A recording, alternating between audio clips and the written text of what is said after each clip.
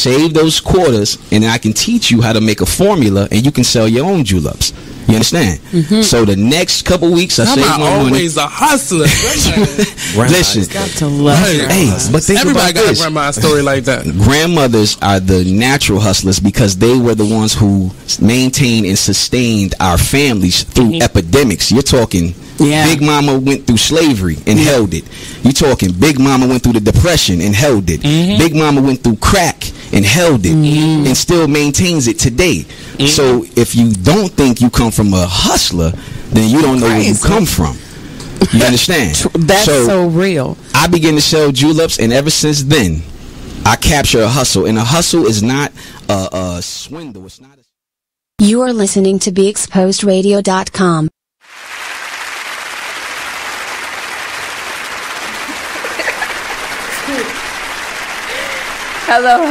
Hello. Welcome to this week's episode of Salacious Life with Dr. Wren. This week's Hump Day Discourse. Some of you may recognize the lady to my right.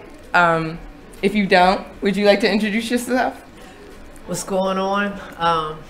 I'm Keisha, and I host Just a Bit Outside on BeExposedRadio.com.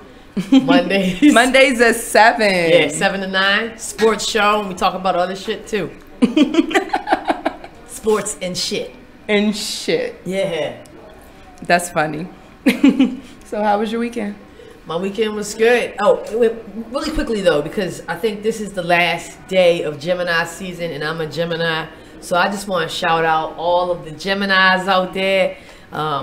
Specifically my man Sully, who's part of the fam. Yeah. What's going on, dude? So Gemini season is coming to an end, and it's been wild. It's been a wild month. It's been a wild weekend. Ooh. Yeah. It was Pride weekend. Oh. I was out there with the people. It was fun. It was fun. Yeah. It was hot. A lot of people. It was loud. It was hot. It was loud. It was colorful. It was naked. But it was peaceful. Yeah, it was very peaceful. Very peaceful. And can I say, shout out to Baltimore City Public Works or whoever cleaned that shit up. It was clean the next day. Yeah.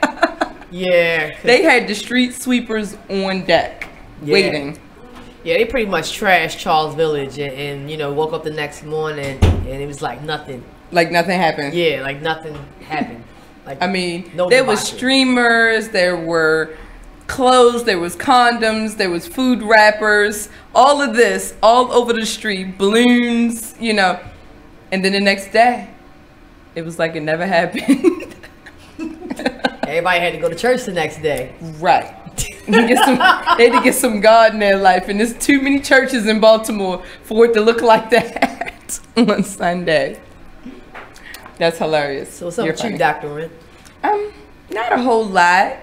Same old, getting ready for the next conclave, and that's coming up. I got to get back to finishing this book because I'm already behind, so I need to get that out by third quarter this year. Well, you forgotten to state the obvious. I mean, you did the big chop. I feel like you coming for my hairstyle a little bit. I don't know, you know what I mean? I don't know if I should feel a certain type of way about this. I'm just saying, it was hot. And no, for real? No, for real. No, think about it. It was time to just let go. It was a release. It was like a big ass exhale. All that, emotions that hair was carrying is now gone. So how do you feel now? You miss it? I miss it some. Yeah. I'm getting used to this though. I'll tell you, today when I got caught in the rain, it took like 2 seconds for this to dry, so I was good with that. Yeah. I was definitely good with that. Yeah, and then you're really appreciating when them temperatures get back up to 90 degrees. And you're not having hair down my back. Sweating bullets, and it's not like 2 tons sitting up on top of your head. Absolutely. Yeah, because I used to have lots, and mine were pretty long too. And when I cut mine, it was I guess for lack of a better word, a very freeing experience. It is. Yeah. It was like, and I almost like didn't do it. I got all the way in the chair, and you know, my homegirl Wawa, shout out to Wawa. I'm sitting in the chair. She's the best barber like I know, and she's like, "You sure you want to do this, Ren?" And I'm like, I just closed my eyes, and she said, "We gonna do this." And she took the ones in the front first and was like, "No turning back now." Did it feel like she was chopping off an extension of? I mean, it's an extension of you, but like you know what it physically feel it? No, you know what it felt like? Well, kinda, because it was this big emotional shower. Did you cry? No, I didn't cry. I didn't cry at all. But holding my hair in a bag versus the 50 pounds that I used to stack up on one top, it was very liberating. Yeah. Actually. Yeah. You know, like we have a custom. I'm supposed to bury the hair, and I haven't done it yet. And I'm always probably gonna keep the one, you know, short one in the front, my little jabbo lock. I knew you was gonna say that. But the rest of them can go in the ground. So at some point I'll be digging a hole. Maybe I'll send we'll have a ceremony. Everybody can come and we'll say a little prayer and bury all of the last 4.5 years in the ground. Okay. And just start fresh. I mean, think about it. New cut, new job, new place. I'm feeling it. Good. You know? Yeah. I'm back at it, living unapologetically. Me too. I wanna live unapologetically too. Yeah. You can do that. I don't know if I can. Because you grew up in a nice Catholic school that made you understand the word guilt on another level. Yes, I feel guilty. Now you know we both prep school chicks, so I can't sit there and throw shade because the guilt is real. They teach you some shit. You be like, oh my God, you kissed someone? 50 Hail Marys. Right. Well, maybe you could teach me how to live unapologetically. All right.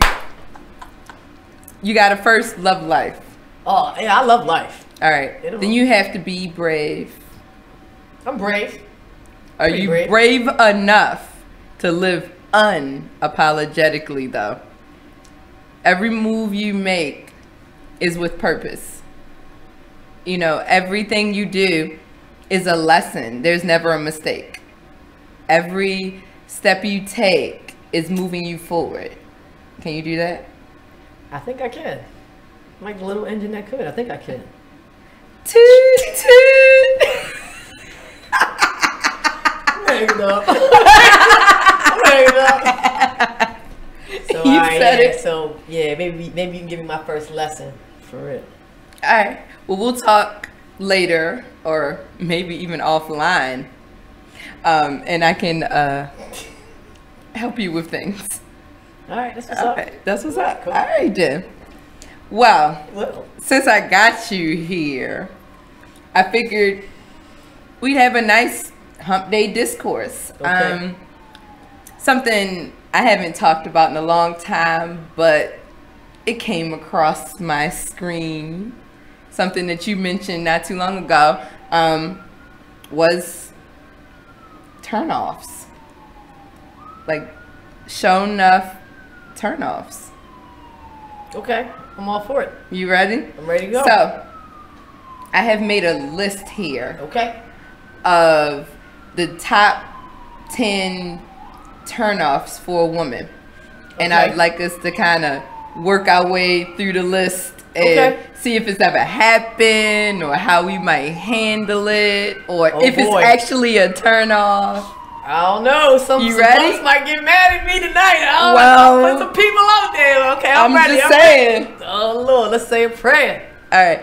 Before we start, let's have a moment of silence. All right, enough of that.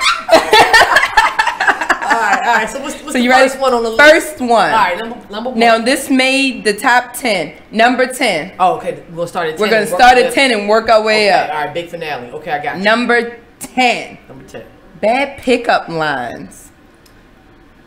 We were just talking about that. Now, I know you to be corny as fuck, but You see how I got quiet, like. well, I know you to be corny as fuck. However, I've never seen you shot down. So, tell us about that. What do you think? Do you think that's a big turnoff? Well, I mean, I think, like back in the day, like if you would get like a bad pickup line, you'd be like, oh, that's so bad. Right. But that's kind of cute and funny. You know what I mean? But I think now it's morphed into something else. And the pickup lines can be like really horrible. You know what I mean? And I think also like at this age, you've kind of like heard just about everything. Yeah. So, you know what I'm saying? If you're still hearing the same shit that you heard in the 90s, and, fellas, and I guess some ladies, please take note. If you still saying the same shit that you used to say, like, in the 90s and in the like 2000s. the real corny shit, like, I bet your legs is tired. You've been running through my mind all day. Yeah. I can definitely see that. I mean, me personally, I'm given, like, I am corny. And I can embrace that, and I can, I'm going to own that. But, I've never gotten shot down off of my corniness. Right. It's just been more so, oh, honey, you're so sweet and so cute, but No. I haven't had enough drinks yet. So I'll be like, oh, all right, well, I'll come back in 30. Right, you know what I'm saying? But yeah, I mean, a lot of my girlfriends, they say, oh man, this guy said this, that, and the third. It was such a turn off. I was going to give him my phone number, but then he talked. Right. Or she talked, what I'm saying? She talked.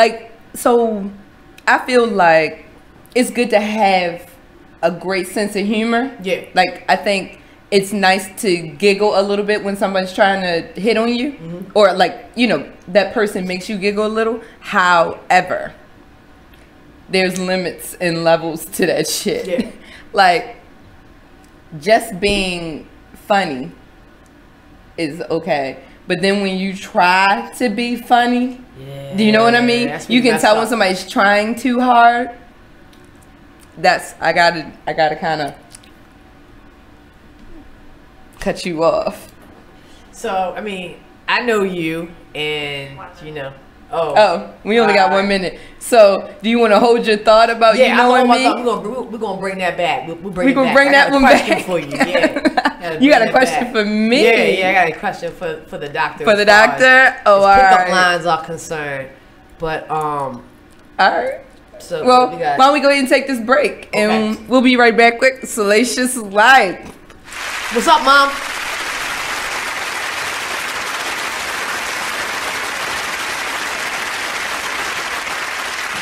Hi, I'm LeVar Burton, and I'm proud to be a book person. How do I choose a book? Sometimes it's the cover, sometimes it's the title. I guess I'm pretty visual. If a book's really impressing me and the writing is really good, I will peek and see what the last paragraph is, because the endings of books should rock you. I am a book person, and if you're a book person too, read to a child and spark a lifetime of ambition. Join me at bookpeopleunite.org, because reading is fundamental. A public service announcement brought to you by Reading is Fundamental, Library of Congress, and the Ad Council. Be Exposed Radio. Well, if you made them, take care of them. Yeah, that's period. Real. You right. That's the real deal. It's period. You right. And all that old money shouldn't go toward this. Money should go to if the child is with one of the parents 24/7, 7 days a week. You don't even come get your child every day. You come get your child once a month, maybe, or once every 3 months. Right. You cannot dictate where that money goes, especially if the child ain't calling you about nothing. Now, if the child calling you every week, then you can question about where the child support is going. But if every time you pick up the child, they look nice, they ain't complaining about nothing, why you worrying about where the money go at? It is what it is. Radio. When you look at the way other groups do with their children, like black people, our main concern seems to always be making sure they play football. And I like football like the next person, but the reality is, statistically, your child has a better chance of being an astronaut than becoming an NFL football player. So I don't understand the emphasis where we all just always so pumped up on football. Like when my son was a kid, every time somebody would say, "Do you have kids?" And I said, "Yeah, I got a son." The first thing out their mouth, men, women, whoever, would be, "Does he play football?" You know, and I'm like, yeah, but you know, like, is that the end of all means? Right. You understand me? Right. He plays football, and it saddens me because nobody's getting results out of that. Do you get what I'm saying? Like, okay, your child hot, he play football, he good in rec league and high school, and then he plays in college. He don't go to the NFL. That's few and far and in between. Then what happens? Right. Well, I'll tell you what happens. He's 30 years old with arthritis in his neck, in his ankles, and everything from going head up, cracking heads. You understand what I mean? For 11 years, and he ain't but 32 years old, and now he's jacked up. Hey everybody, check out what you missed on the one and only Be Inspired radio show. Now here's one little speech I'm gonna give you before I get into the next article. Here's what I want to tell you. Still,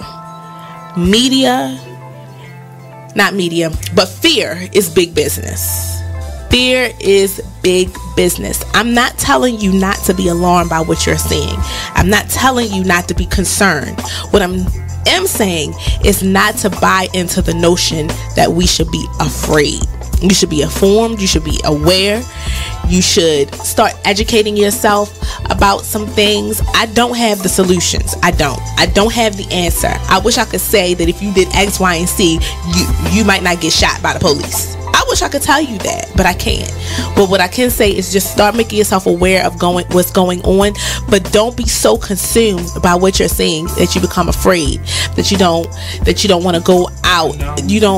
Or you become numb. That's a good point, Nate. Nate said, or you become numb to it, like you just don't care.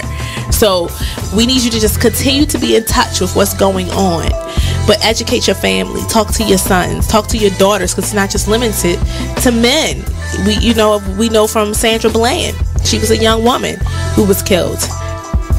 And we don't want to say, we don't know all the details behind what happened. No. The fact is that person's life still matters. They still have rights. They should not just be killed dead before they even get a trial. Okay, that's the point. They deserve a trial at least, but they can't even make it to the jail cell to get a trial to be tried. They're being killed even before arrest. Terrible. So that's my soapbox. Tune in to Be Inspired every Wednesday live at 7 p.m. right here on BeExposedRadio.com. You are listening to BeExposedRadio.com.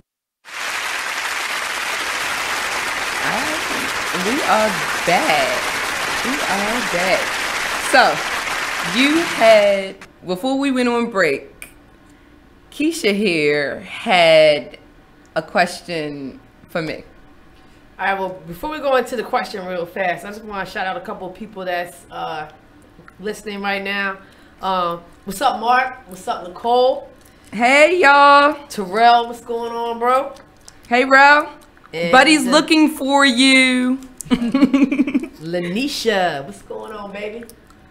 Ooh. Oh, it's all kinds of people. Yeah. What? Uh-oh. Oh, Jamon's listening. Oh, okay. Hey, Icon. Eric, I see all y'all. That's what's up. Thanks for the support, as always. If you guys want to call in, the number is 410-671-5483, and you just press 0, and, you'll be able to talk to us. So, call in. Say what's up. Tell us your experience. Say hey. Right. So speaking of experiences, this was kind of this about my question. So I wanted to ask you, you're a very attractive woman, and you're out there in the world, and I'm pretty sure you received a lot of hollers. Not as many as you think. Not as many as you think. Like, really. Like, people, I think I'm on that cusp between not looking approachable and You know what I mean? Like, I am, you know me. Like, everybody knows me. I'm super friendly. But I think when I'm walking or somewhere, if I'm not actually speaking, I don't seem approachable. Because people really won't necessarily talk to me. Now, with that being said, there is a bold woman or man out there who will take their chances Somebody with probably me. watching right now like, yeah, wait till I see Dr. Ren out in the street. I'm going to have my best line. Well, please let it not start with a ma. I am someone's mother, and he is the only one allowed to call me ma. So, is that the worst pickup line you've ever received? No, but that's a pretty bad one. Yeah. I don't like the a ma. I just don't like it. It boils my blood. Like, I hate it. I can't stand it. The worst one, let me think for a second. I know I've gotten some bad ones over the years. Hey, Sully, thanks for tuning in. We were just shouting you out for Gemini season. What's up? Sorry, back to what I was doing. Sorry, you know, it's Sally. I'm trying to think. Guys and girls always saying dumb shit to me. And I know they just trying to start a conversation. I mean, the typical one I get is, you got somebody?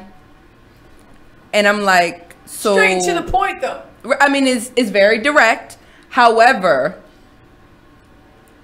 if I say yes, that means move on. But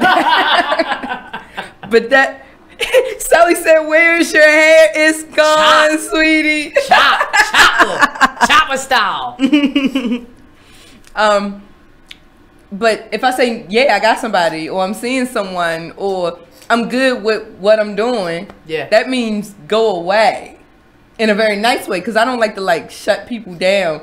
Like, nigga, please. You look like a mud duck. Somebody tied your ass to the back of a truck and drove down 95. And you really think I want that? What the fuck is wrong with you?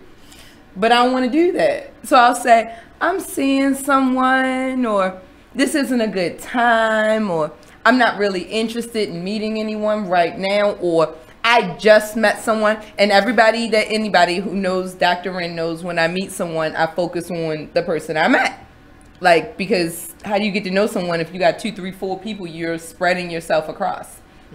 So, you know, that's my go-to, because it's the truth, typically. Like, oh, I just met someone, so, you know, I really want to see where that goes. If it doesn't go anywhere and I see you in 6 months, you know, fate may bring us back together. But for now, have a great day. And then I give them the dimples. Yeah. It's always a nice, easy letdown when you receive some dimples. Yeah, I mean, I hope so. I try to make it smooth and comfortable. I want them to still feel confident. Just because I'm not interested doesn't mean there isn't someone who is. There is someone for everyone. Or maybe several someones for some people. I'm just saying. All right, so that was number 10. So, you ready for number 9? Yeah. Like, this one, I think is going to be funny. Okay. The number 9 turnoff is poor grooming habits. Oh, shit. And that doesn't necessarily mean, like, you know, go to the gym, you come home, you're sweaty. Take a shower, right. Well, you can. But that doesn't mean that's necessarily a turn off, because typically speaking, when you sweat, you release pheromones. If the person is really attracted to you, they'll be more attracted to you while you're sweaty than they would be when you're freshly washed. So I don't think that's what they mean.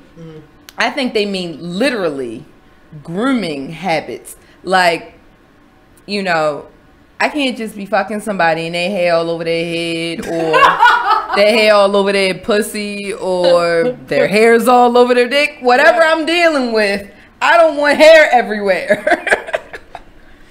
Yeah. I mean, at least trim it. Right. Okay. Or like, you know what? Worse than a private area having hair, I don't like when people have a lot of armpit hair. Okay. Now, if I'm dating a man, then I don't mind like some chest hair. But if I'm dating a woman, you better not come in there with a chest hair. It better not be a hair coming out of an areola. Like, Absolutely not. I'm just saying. The Jason, you know, yeah. Jay said that's what I do, and I'm single. Damn, bruh. He holla, just tell him fuck off.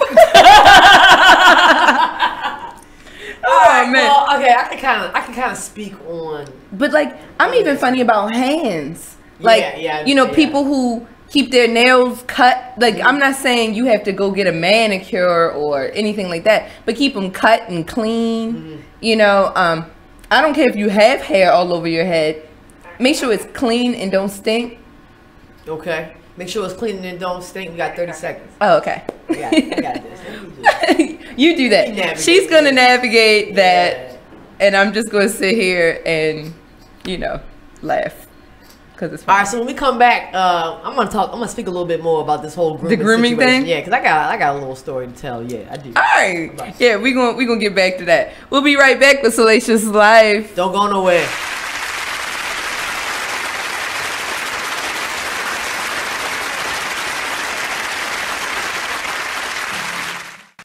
Hi, I'm LeVar Burton, and I'm proud to be a book person. How do I choose a book? Sometimes it's the cover, sometimes it's the title. I guess I'm pretty visual. If a book's really impressing me and the writing is really good, I will peek and see what the last paragraph is, because the endings of books should rock you. I am a book person, and if you're a book person too, read to a child and spark a lifetime of ambition. Join me at bookpeopleunite.org, because reading is fundamental. A public service announcement brought to you by Reading is Fundamental, Library of Congress, and the Ad Council. Green light. Hey girl, school zone. I'm getting hungry. Car changing lanes. You want to meet me for pizza? Stop sign. Intersection clear. Yeah, street. Pizza sounds good. Ball in street? Girl in street! It's hard to concentrate on two things at once, like texting and driving. Stop the text, stop the wrecks. How will you stop texting and driving? Tell us at stoptextstoprex.org. Brought to you by the National Highway Traffic Safety Administration and the Ad Council. The Artist Exchange Radio Show every Friday, 7 p.m. to 9 p.m., every Saturday, 12 p.m. to 2 p.m. Real artist, real talk, real live on BeExposedRadio.com. I was meeting with a friend yesterday, and I've gotten to the point where don't ask me a question because the truth is going to come out.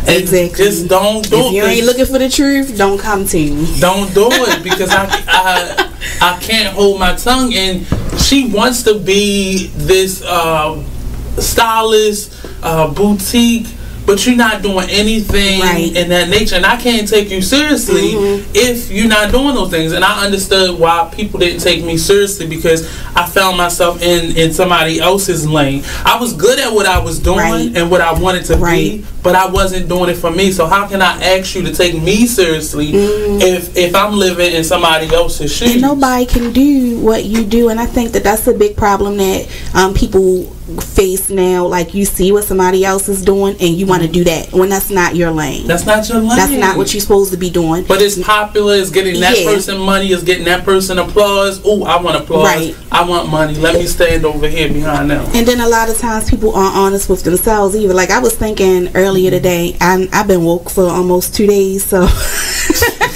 so you get honesty, and I was thinking, like, The Artist Exchange Radio Show.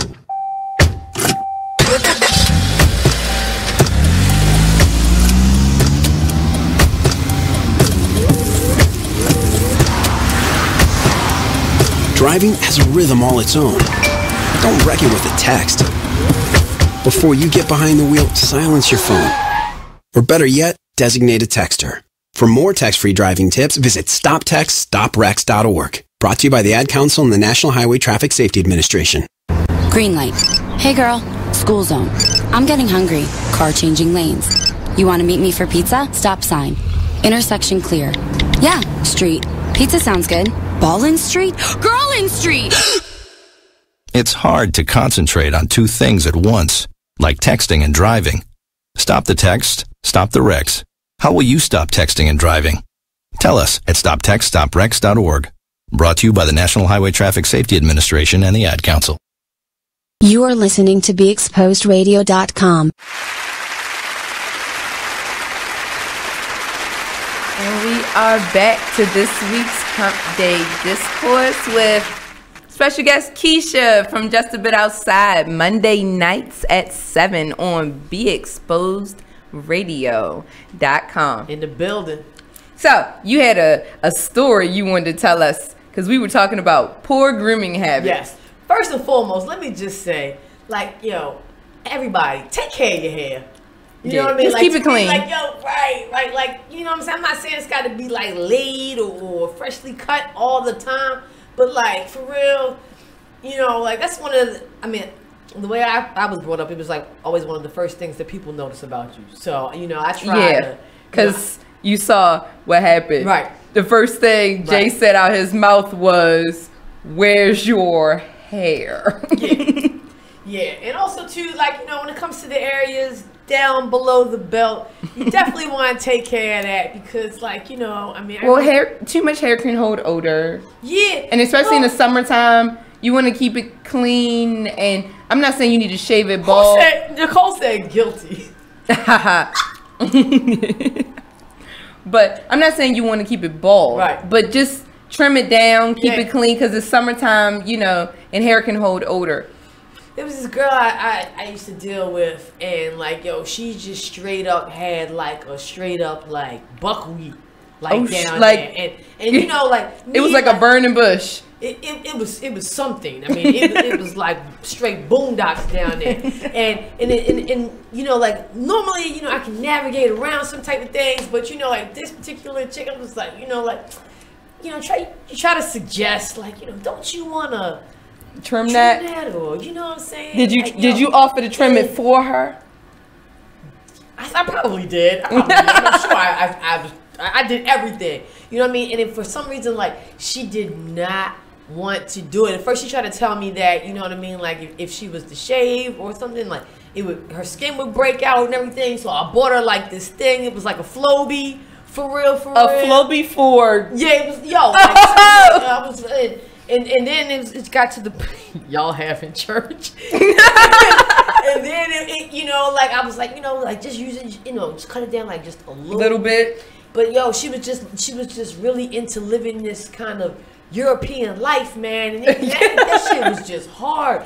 And, you know, like seriously, like, side notes, I don't like beaches in Europe. Okay, continue. Right. You know what I mean? So I'm not saying, like, you got to be bald down there, because sometimes I have my feelings about that too, because, you know, you don't want to be having sex with a little child. Right. Like, yo, you know, I want to... You're not the first person I've ever heard say that. I'm with a fucking grown-up. You know what I'm saying? So you want somebody post-puberty.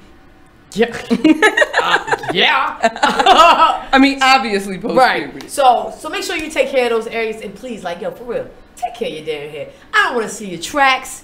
I don't want to see, like, no glue. I don't want that shit to be stanking when I'm, like... But not even all that. Before you even get to all that, don't look disheveled either. Like, don't come at me with, you know, wrinkled clothes or dirty clothes. Rough dry. Like, nah. Like, put some effort into your appearance. Like, I take that as poor hygiene too. Yeah. You know, don't come out the house without your shoes brushed. You know, like, I know that's not the right term. What do y'all say up here in the north? Not brush, polish. Polish your shoes. You know, like, put some effort into it. You know, that's my biggest thing. I have a question for you. Okay. Before we leave this subject, who do you think cares more about poor grooming habits, men or women? Women. Yeah. I might have to agree with that. I know a lot of my homeboys that just don't give a fuck. You know, like, a girl could come up to them looking like showing up a horse's ass on crack, like a booger wolf. A booger wolf. Yeah, like, straight up. Like, you know, I know. Why you have to make that face though? Yeah, because I just be like, whoo, that's you, dog. That's what you're doing right now. But you know, I know that some women women tend to have a tendency to have particulars. Yeah. You know what I'm saying? More so than men. But yeah, I definitely would say that. Yeah. I heard. Okay, so we did number 10, number 9. Yeah, we're at number 9. We're at number 8. All right. Let's go. Number 8. Women always prefer a gentleman, right? Okay. Men always prefer a lady, Right? That could be up for debate. But okay. I agree. The number 8 for our list of top 10 is boorish behavior. What do you think? What are your thoughts on that? I mean, I guess I could see how that could definitely. I mean, a lot of people have problems with. So if you don't know what boorish behavior is, it's like using vulgar language or being highly dominating in a conversation or getting too drunk or too high. You know what I mean? Like showboating. Yeah. I don't like that. That particular one is a big turnoff for me. People who showboat. Like people who sit there and be like, yeah, so at home I gotta this and that. And I can do this for you and that for you. Like, why am I not valued at doing for myself? You know? So that's a big turnoff for me. What are your thoughts on boorish behavior? That as well. Gosh. Were you the one being boorish or was the other person being boorish? No, I was not the one being boorish. Well, I mean, I think sometimes I might have the potential to do that. I do. I think so too. I think so too. But that's why I just asked. Gosh, man, I'm probably gonna get a lot of phone calls tonight, tomorrow. Y'all know this is Baltimore, right? Nicole, what the hell is that supposed to mean? What? All right, Nicole. Anyway. Another woman, this is not the same woman, this is a different woman that I dated. She was kind of part of like the it crowd in Baltimore, and when I started dating her, it kind of turned a lot of heads and everything. And one of the things that I will never forget this, because this was the first time I'd ever heard anything like this in my life, because I mean I'm a pretty laid back individual, and I like to enjoy myself and have fun, but she was very adamant, had very strong feelings about, and I'm gonna quote this: I want us to be a power couple. Like, I want in like a power couple. I want everybody to be like. Yes, it is. We got the potential. You have baby. the potential. That's another one of my favorite gems out there. What up, Faith? But she kept going off about how she wanted us to be this power couple, and how when we walked into places, like she wanted people to be like, oh yeah, that's such. They do this or they have that. And I'm a very extroverted person. I'm always the life of the party, but I don't want that to be the reason that I'm the life of the party. No, you're the life of the party everywhere. I run into you in places, and you be hype, and everybody be hype around you. You'd be a great hype man or MC. Yeah, I think so. But that was a bit of a turn off for me, because one, it kind of told me that like, you care a lot about what other people think. Yeah, and I'm the type of person that doesn't have any fucks. So anybody that less than zero, I have negative fucks, if that's even possible. No, it's possible. Like, if I had an ink pen, I'd show you how it was possible. But so that was kind of like, that was a bit of turn off for me, because I'm like, man, babe, like, we gonna shine regardless just because of who we are. Like, but I don't want to intentionally. Like that be the goal, the end game. Do you know what I mean? The power couple being the end game. For real, like, being a part of the rat race shouldn't be a part of your relationship, for real. Right. Your relationship is your relationship. Yeah. If you happen to grow to a position of power, then so be it. Here we go. All right, so Faith said, what's wrong with being a power couple? I'm not saying that there's anything wrong with being a power couple, but if that's like a priority for you, I have a problem with that. Like, yeah, I have a problem with it as well, because I mean, like, at the end of the day, none of that shit really means anything. Right. I mean, not at home. Like, the shit that happens out on the street means absolutely nothing to what's going on at home. Right. And I don't want to have this, public persona with my person being this power couple, and we at home and sleeping in 2 different rooms, and we ain't, getting it in on hump day and things like that. Faith, yes, I believe that was her end game, for real. And I ain't a player of that joint, because honestly, like, we could be broke as fuck, but as long as we like holding each other down and we can make each other laugh, and we got like, I mean, shit. Broke as fuck love is real love. It's real love. I be trying to tell people. Broke as fuck love is real love, yo. So I ain't about that power couple bullshit. No. All right, so let's keep it moving. What's the next one? All right. Ogling is a number 7 turnoff. Idling? Ogling. Looking at other people. Ogling. Okay. All right, yeah. Ogling. Okay. Oh, shit. Okay. What? All right, so. What are your thoughts on, looking at others when you're with your significant other? Okay, now this is something that I know personally I've had to kind of like tone down a little bit as I've gotten older, for real. Like I said, I'm a very sociable person. So you be looking at women, you walking with your girl, you looking at women like, damn, that ass is fat. Baby, look at her. I'm gonna go talk to her real quick. That's what you be doing? Well, okay, so like you said, there's levels to this shit. You know what I'm saying? Like, yo, I'm a firm believer of, like, yo, you're in a relationship, but your eyeball, you don't lose your sense right, you of don't sight. lose your sight, right? You know what I'm saying? So, like, it's about being respectful with it. Right. I mean, there've been women that I've dated that I could, we would be out or we would, be having dinner or out at the bar having a couple of drinks. A fat ass go by and be like, yo, babe, look at that ass. Look at that ass. Absolutely. Damn. Maybe I need to just get in the gym and start doing some squats, and I'd be like, you know what? Damn. That's what's up. But you know what I'm saying? But I think there's, a certain type of a security level that comes with that, because I've dealt with a few insecure women who, really didn't even want me to socializing outside of them when we would be out, like, you know what I'm saying? Let alone look at somebody. You know what I'm saying? Like, I mean, like, so, I think. But I think women I know, right? I'm laughing at Faith. Faith. A whole Gemini. A whole Gemini. I love it. I love Geminis. I can't even front. I do. Some of my favorite people. Favorite people. Hey, what about Gemini? I love Geminis. In the building. Oh, I'm like, I love Gemini. God damn it. Right. It's a Scorpio Gemini thing. I think it's a real thing. So would you say that's a turn off for you? I need to take notes. I think that you're funny. I think that no, but I do feel like women specifically, especially, and this is just in my experience with dealing with women, women go through seasons where their self-esteem is high and when it's low. And if you're partnering with that woman, you have to be aware of her cycle.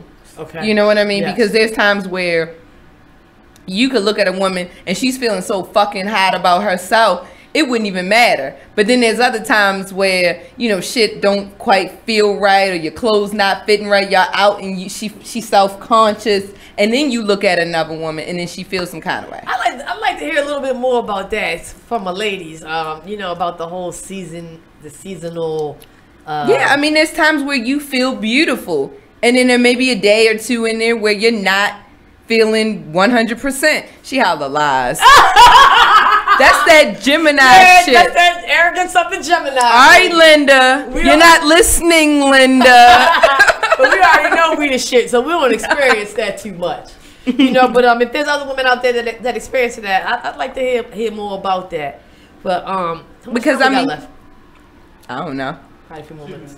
2 minutes. Okay. All right, cool. Right. So have you dealt with anybody who was like a serial oogler? Like, yeah. I mean, just past flirtatious. Like, so with this whole Gemini shit, right? Yeah. I'm a Scorpio. Like, you can't get more flirtatious, naturally flirtatious than a Scorpio, right? It just doesn't. It doesn't happen. I feel like Geminis. No, y'all are sociable. Okay. But we're sexually flirtatious by nature somehow. I don't even know why, because I call myself being friendly and people over there getting wet. And I'm like, yo, all I said was hi. And it was like, it wasn't what you said. It was how you said it. Whatever. But I think that the person dealing with me, it would probably be a turn off to that person. I try to be conscious of it because I'll get to chatting with people. I'm outgoing, you know it. I'll get to chatting with someone and the other person is feeling different vibes because I guess of the way I say things. It's not on purpose. And this person, you know, could be just the worst thing I've ever seen, but I'm a friendly person.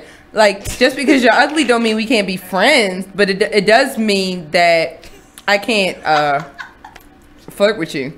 So. Faith said, where the hell she been? She been around, Faith. I've been around. Yeah. A long time. But anyway, all right, so I think we're about to go to break, you guys. Yeah, don't forget to call in and keep the comments coming. We're going to go through to number 6. Ooh, I'm scared. Let's go O's. Absolutely. Woo! All right, we'll be right back with Salacious Life.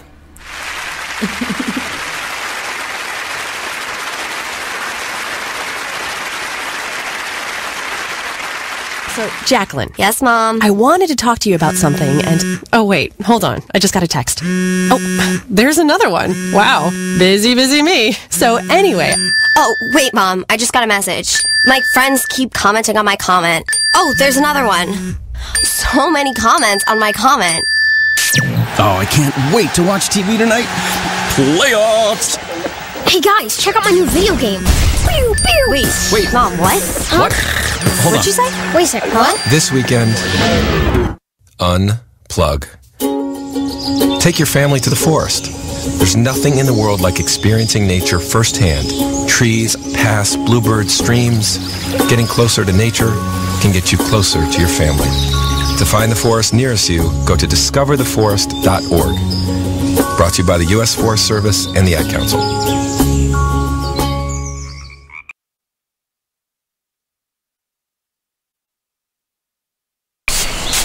Whoa. The moment my son saw a redwood tree. It's huge! Is the moment I knew that for him, You can't even see the top of that thing! even the sky has no limit. There are some moments only the forest can inspire. Find yours at discovertheforest.org. Learn about forests near you and discover cool things to do when you go. Your moment is out there. Find it at discovertheforest.org. Brought to you by the U.S. Forest Service and the Ad Council. All right, let's do to negotiate successfully. What can we do to negotiate successfully? It says silence can be a huge asset when you're negotiating or bargaining with someone. Most people feel deeply uncomfortable with silence, and they will do anything to try to break it, even if that means giving grounds in a major way. That goes right back into the what was the other one where you just sit there and getting somebody to give you more information. Right. You just sit there. And that's along the same lines. Yeah. But I think that's easier said than done. Yeah. You get what I mean? Mm-hmm. Because there is going to be the period where that person's just looking back at you. Now you got to try to out Jedi mind trick them and then force them to break the uncomfortable silence. That's what the Jedi. The Jedi, right? That's what I always call it, right? And break that. What do you think, Miss Janice? You think you can... Black by Demand Radio Show. You are listening to BeExposedRadio.com.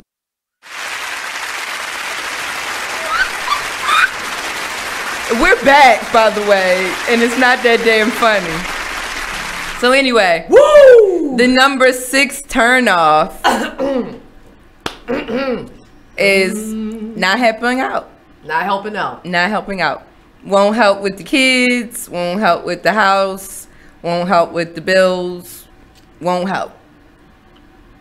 And it's funny because, like, and I have to say this, when I was married, one of the biggest issues I had was that I felt like I didn't have help. And that was a big turnoff because you think he was getting this ass and I was working all day while he played video games? Absolutely not. Okay. So, all right, so yes, I'm gonna have to say that is I'm not gonna say it's a huge turnoff, but you know, definitely. I think it's more of a turnoff for women than it is for men. And that's what I was about to say. Like in, you know, I guess like in my situations, you know, and or more so in like lesbian situations, there can be like a fine line, like in that, or like a gray area with that, because you know, like, I mean, me, you know, I am naturally, I don't want to say that I'm domesticated, but you know, like you had to do them chores growing up, right? I mean, I grew up in a household where you had to do chores like every Saturday, or you didn't get to leave out the house. Right. You know what I'm saying? And when I'm saying chores, I'm talking about scrubbing baseboards, floors, on your hands and knees. There weren't any Swiffers or any of that fancy shit y'all got now. But I like the fancy shit. So well, it's, I had a cleaning lady. See, there we go. And well, I did. But so like doing things like taking the trash out, or like, you know, washing dishes. Do you find nothing to me. that in your relationships you tend to do what would be considered the more masculine household roles, like taking out the trash? Yeah, you know what I mean. I don't mind. I'm doing that because I mean I feel like there's like give and take, and see that's where you gotta. That's why I said that's why it's a fine line in a lesbian relationship, right? Because you know, and also like in any relationship, if there's one person who is like doing like the majority of, you know, the stuff around the house, or you know just helping out in general, I mean that can be taxing on the other person, right?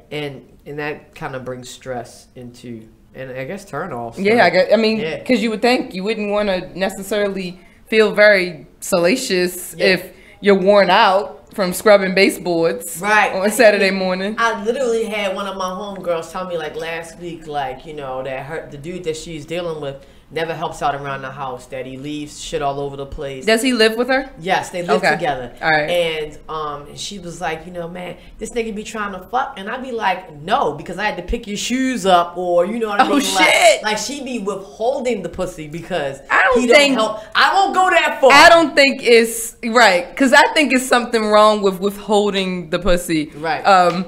Do you know what I'm saying? Like. That's bad. Like when that's like corporal punishment. That is like right. Like I mean, like seriously. You just not gonna give me none because I left my shoes. Yeah, a broke person. We didn't even get to the finances yet, Faith. You just jumping way ahead. I was like, Faith, Linda. She's in her Linda. Yeah. You know how y'all Geminos got y'all Linda side. Yeah. Yeah, but definitely like, you know. I can definitely see where that's a deal breaker, and I know, like I said, I know women who withhold certain type of salaciousness because their other doesn't help out around the house or you know with stuff. Shit, she got a nasty. She got a nasty. Withholding is just me, Lonnie. Brother, I feel you on that. It is withholding, you know is mean. Withholding is mean, and I mean. I can understand if you're just not in the mood, right? Because you had to do too much. Like I kind of get that. Well, I don't get it, but I can imagine what that might be like, because nothing trumps sex. So I'm just saying, like I don't care what happened. Like you're not just withholding from he or she, you're withholding from yourself. Like it's just mean to yourself. Why punish yourself for something somebody else did? I'm just saying, sex is good. So what number are we on? We're on 5. Okay, however, can't pop it open without some financial stability. Y'all just seriously talk about this damn money, man. All right, well apparently, but I don't even know if it's... Let's get that. Is it on there? I don't know, let's see. We can do that as a bonus if it's not on the list. I'm going up my list. We got a few more minutes. What's number 5? Yep, it's not on the list, so we'll do that as a bonus. Yeah, number 5 is, and I think this one more is a turn off for women, chauvinism. You know, and I've definitely dealt with that. I've even dealt with that in a lesbian relationship, which was mind blowing because we were both women, right? What are your thoughts? Okay. Okay, so chauvinism. Jeez. I don't.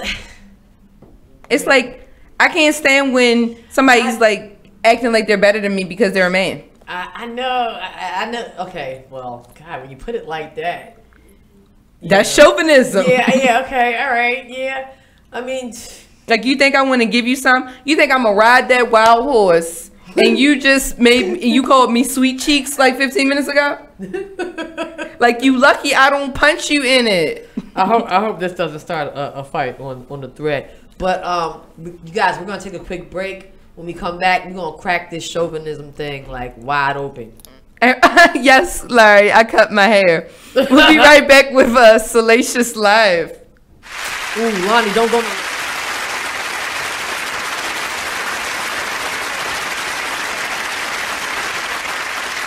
You're now listening to BeExposedRadio.com. Check out this fire flashback. Within our community, we got to look at ourselves and love and support each other. However, when we bring color into the perspective, we are no longer looking at each other as equals. We are dividing ourselves even more so than what society divides us. We're already divided with inequality, not unequality, but inequality within a system that is meant to keep us down.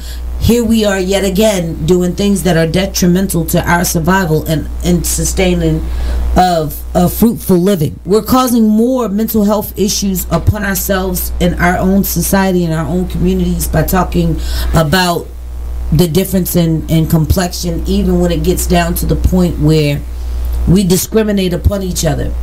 I've often felt that I have been discriminated against, even with my own people, when it comes to me going into a business that is black owned and black operated, and I get up service and then I never want to return and into that establishment because the service was so up. I support those who support me. It doesn't matter what color you are, what race you are. If you are a peaceful person, peaceful, loving person who believes in equality, I will love and support you with the same effort. However, being black and supporting black and acknowledging that I love the... Make sure you check out McLean's Couch every Tuesday at 9 p.m. on BeExposedRadio.com. Well, Jason, I've got to tell you, you're pretty much everything this company is looking for in an entry-level candidate. Great. Your resume isn't quite what we're used to, but you've got a fantastic work ethic. Thank you. And I'm impressed by how you carry yourself. So, should we talk about the job? What? The job? Oh, sorry. Yeah, I have no way of recruiting or even meeting you. This interview didn't happen. It may sound ridiculous, and that's because it kind of is. There's a huge pool of talent your company is missing out on. Meet the grads of life. Who are they? Talent worth knowing about. Young adults of unique determination and experience. An ideal fit for your company in an entry-level position, internship, or even mentorship. They might not have every qualification you typically look for, but they're exactly who your company needs. Man, we really could have used him. Don't miss out on a resource many innovative companies have already discovered. Go to gradsoflife.org to learn how to find, cultivate, and train this great pool of untapped talent. Brought to you by the Ad Council and gradsoflife.org. My name is Ruth Rusi. I'm a retired teacher. I'm 91 years old, and this is how I live united. I say retired, but not really. Once a week, I read books to children as part of United Way's education program.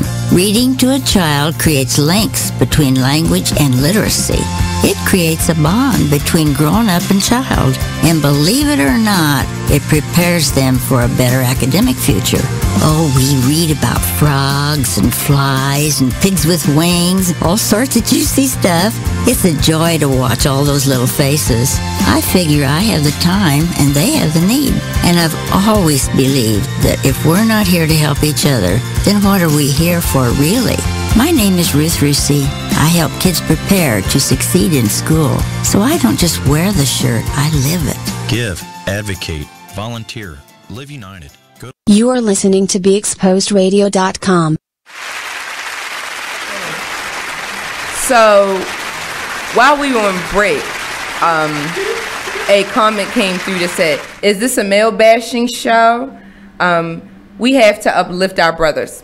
And I said, absolutely not a male bashing show. No, absolutely not. Because, as most of you know, I have a whole laundry list of male family members and friends. My best friend is a man.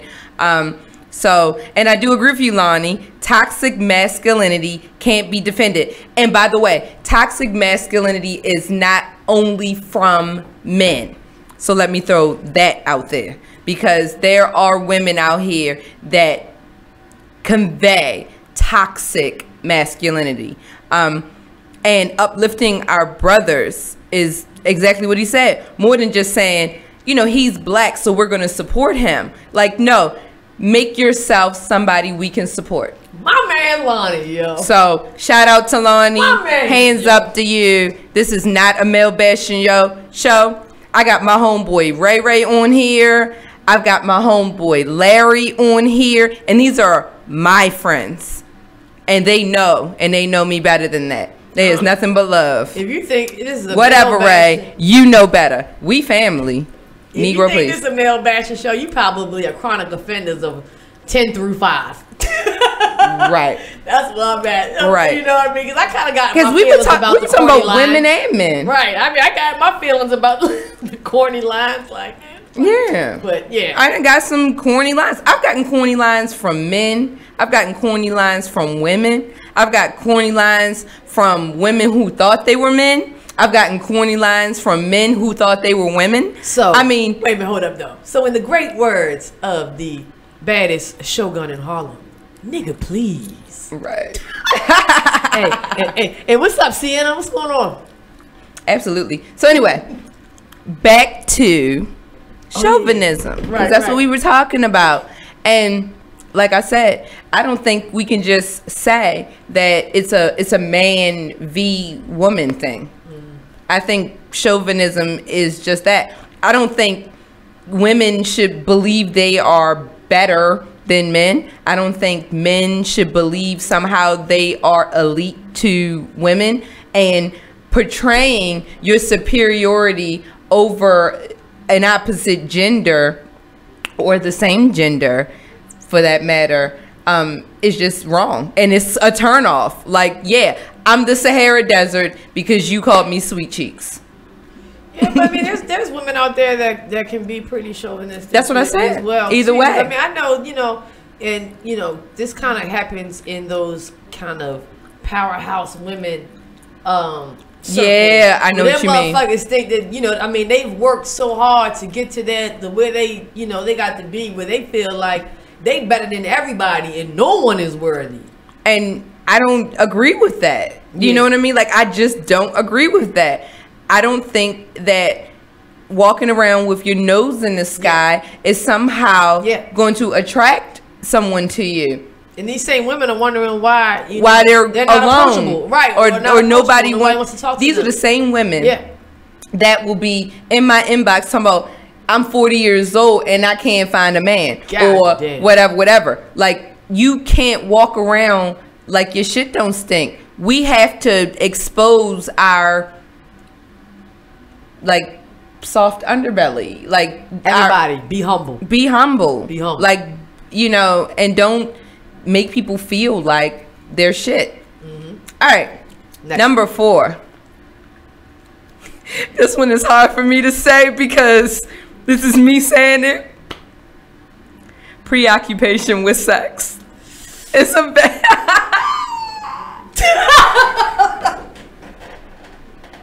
But it's so great. Sienna says we are what we attract. Oh shit. Ooh. I don't know if I want to go down that rabbit hole. No, I'm not. And Faith says, are you guys confusing that with confidence? Absolutely not. Because I love a confident person. But I don't like an elitist person, a person who thinks that somehow they are better than others. It takes all kinds. Yeah. And I believe that strongly. But back to the preoccupation with sex. I can't even speak on that. Because that's, yeah. All right. So, is that a turn off for you? Can you see how it could be a turn off? I don't even know what to say. It's not a turn off for me, but I can see how it could be a turn off for some. Yeah. Like, say someone who because it makes you not feel as experienced or maybe introverted. Mm-hmm. You know what I mean? Like, they're Jay is like, maybe that's why I'm single. Jay, dog, get yourself together. Come on, Gemini. Come on, man. Come on, man. Man up, Jay. Come on, Jay. But yeah. So I mean, like you got to get to know the other person. So I mean, I can see where there's some people who there's some people out there who may not be experienced or may have had like a bad experience. Or you might have been the girl who was in a relationship and the person you were with, you all got feelings for it, and that other person only wanted sex. So then the next time you're with a person who may actually have feelings for you, but also loves just sex. wants to do it all the damn time. Right. I mean, what's wrong with just doing it all the damn time? What right. is that here? Like Jay say, hey, I'm just being honest. It's good. It's good. But yeah, you know. But I mean, most relationships, I think one partner is more like I'm seeing it say one partner is more sexual than the other. But I think that even sometimes kind of comes and goes. Yeah. You know, there'll be times where one is way more, you know, I can't Teach me. Face said, teach me. Email me, dr.ren@asalaciouslife.com. I'm just playing. You can email me if you want to, though. Do it, Faith. Email me. I got you.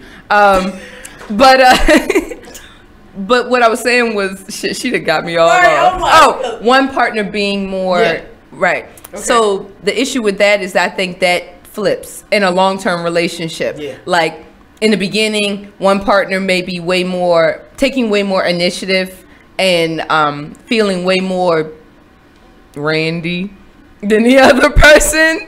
But then like further on in the relationship, the other person may take the lead. And I think that's healthy. I think one person always being the dominant is a turnoff. Yeah. You know, now a preoccupation with sex, it just kind of works with me. She says, what about other unexplored areas, BDSM, group sex, etc.? She doesn't know me yet, does she? Who did Faith say that? No, Sienna said this. Oh. Hit my inbox. What's up, Sienna? I'm sorry. I can't with Faith and Jay. Like between the two of them. Both Geminis. The Geminis, right? Gemini's end of the Gemini season. Get it in right now. So Jay says, hey, you only need 8 hours of sleep, 6 to 8 hours of duty to occupation. So hey, that's 8 hours free. Just do it all day. Yeah. Sienna is a Gemini too. Oh my God, we are in full effect. I am loving it. Sienna, you are officially Sienna. You're officially fan.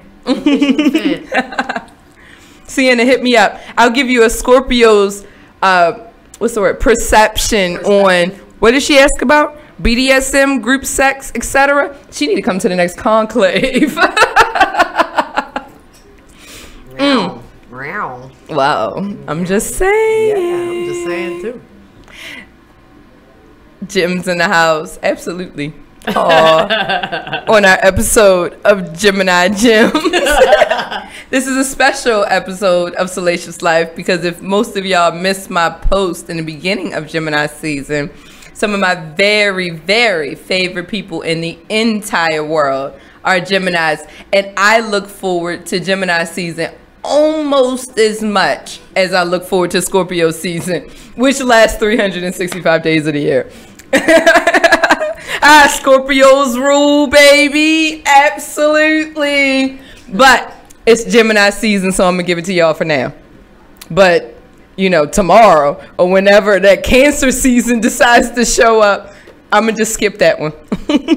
So my husband is a dom, but so am I. I'm not submissive. So you don't have to be. Y'all be probably having them power trips. And two dominants in the same relationship can be a lot of fun. Yeah. If you know how to do a give and take. You know, I'm not saying be submissive. I'm saying be a switch.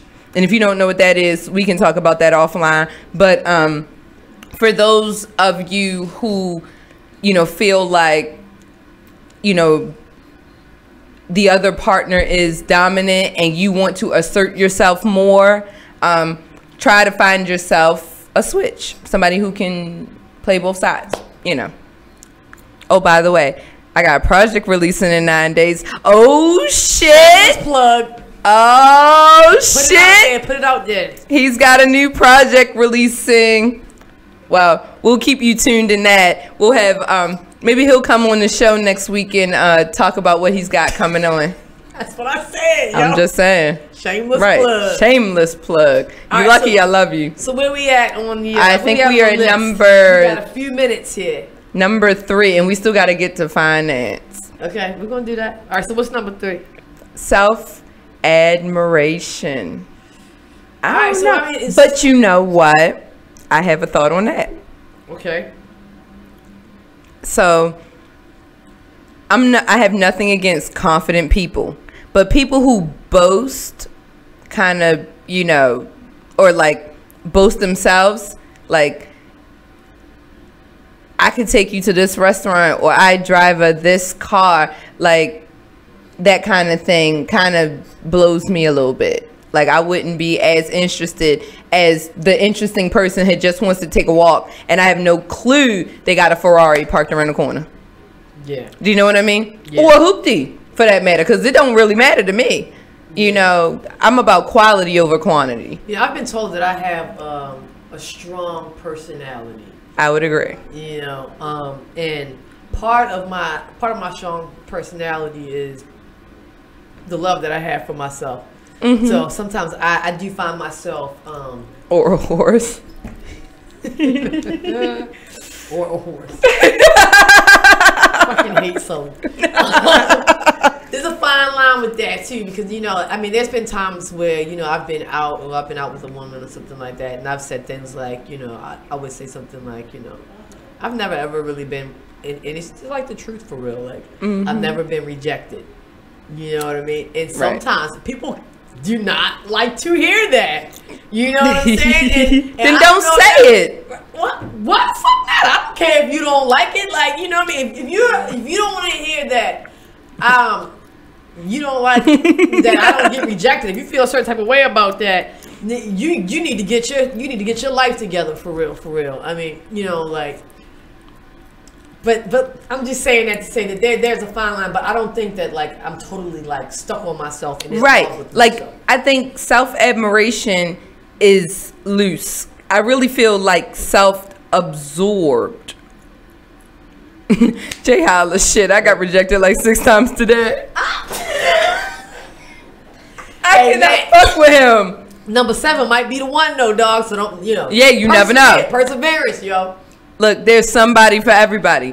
And maybe the mother bitches didn't know what they was losing out on. In Sienna, I totally agree with you. I totally credit the fact that I am a Gemini as to why I haven't really experienced too much rejection for real. I mean, we're very easygoing people and we love people. So, right. You know, that is what it is. I haven't gotten a lot of rejection in my life.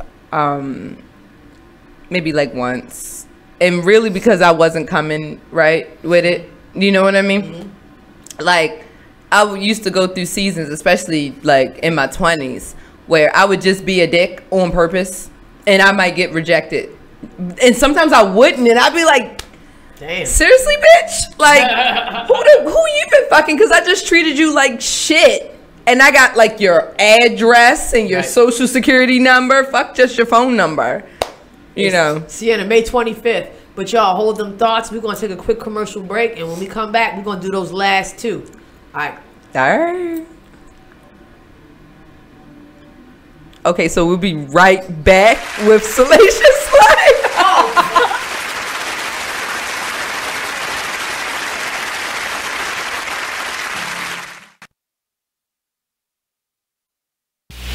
Join the Just a Bit Outside crew every Monday, 8 to 10 p.m. on BeExposedRadio.com. You want to start off? I think I'll get it out of the way on a who's not. Okay, do it. The Orioles. Right. They got swept by the Royals. They lost 4 in a row, and the last 5 games have all been decided by 1 run. Mm-hmm. The game before, or the last game that they lost before the Royals was the Nationals, and it was Weeders, of course, one with a home run, hit the home run. Right. They were going into that National series. It seemed like they were doing so well, and they just crapped out. They got that game postponed, so who knows when they're going to replay that or play that game. Mm-hmm. That's my first not for the night. Okay. Okay, I'm gonna go ahead and weigh in on my who's not, and I'm going to talk about the San Diego Padres. The Padres. That's okay. You just took my answer. They're in last place in the NL West. They've lost 8 of their last 10. Their run differential is a negative 65, which is just horrible. So when you have well, let me just talk about run differential a little bit. It's kind of like the how much you're winning or losing your games by, pretty much. Yeah. Okay. It's like the margin of victory, kind of. Right. So when you're in a negative number, that means that you're. Then your average game you're losing by a whole lot. Right. I mean, a number like negative 65, this early in the season is pretty rough. That's horrible. The pitching numbers pretty much support this stat right here. I mean, the team ERA is 4.70, which is 26th in the league. They have 126 walks allowed. They acquired Jared Weaver in the offseason, and he really has not panned out. He's off to one of the worst starts in any of the pitchers in 2017. Mm-hmm. He's 0-4 with a 6.05 ERA. In May alone, he already has 12 earned runs in May. And, another one of their pitchers, Clayton Richard, he's 2-4 with a 4.34 ERA. And, in May, he has 6 earned runs and 12 innings pitched. So they're not pitching well. And on top of that, they are also not batting well. Right. But it kind of sucks because Manuel Margot is doing pretty good. His the past few at bats, his last. Join the Just a Bit Outside crew every Monday 8 to 10 p.m. on BeExposedRadio.com.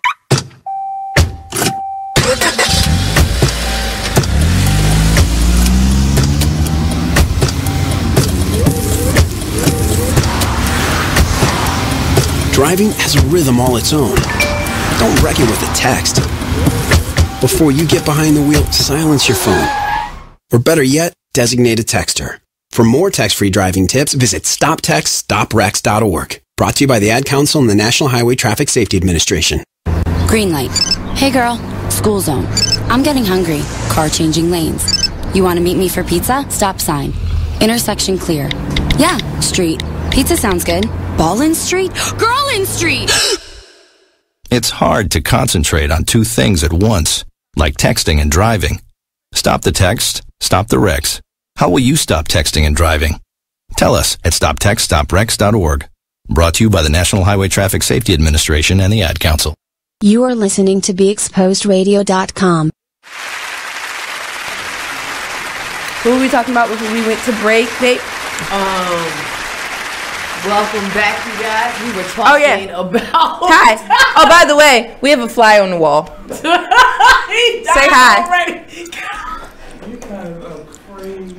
Just a little bit. Just what a little were we bit. Talking about? Oh, we were on number 3, right? Right, which was... I'm looking at my list. Okay. Self-admiration. Self-admiration. Okay. Yeah, I think we beat that horse. You think we beat a horse? That horse or a horse? That horse. Okay. So, you want to go to number 2? All right. Yeah, because this one I think might apply to you. Oh shit! All right, I was waiting for one of these to really be me. No, I'm just playing. I was just saying. I was bracing myself. No, this is not you at all. This is not you at all. I was just messing with you. But when someone has more swag than they do substance. Do you know what I mean? More sway or swag? Like more swag. Like more, you're more surface. You don't have any levels. You think I'm shallow? No, that's why I was messing with you. Fight! No, I'm kidding. Well, I mean, I'm not gonna. I got the swag. That should be on 1,000. Yes, I am. This gum is good as shit. I don't even usually chew gum when I'm on the radio, but I can't let this shit go tonight. Y'all just gonna hear this shit. It's good. Plus, we talking about sex. I gotta keep myself calm. We're talking about sex on hump day. I gotta keep myself calm, so I gotta chew. All right, because, I can't say that I'm guaranteed to get none later. All right, so we were talking about more swag. Bitch! swag than substance. What do you think? Anyone? But don't that mean you have some substance? If you got swag? I thought so. I thought swag was substance. But I think But you can't put the entire no, I meant together. like maybe Smarts and swag, maybe I'm thinking more like we were talking about before, kind of superficial. Yeah, like that's that kind of shallow. swag, like shallow, like Yeah. actually saying shallow versus substance. Like that can be a complete turn off when you got the person who cares so much about how they look. And like I dated somebody who I did not see without makeup for the first year of our relationship.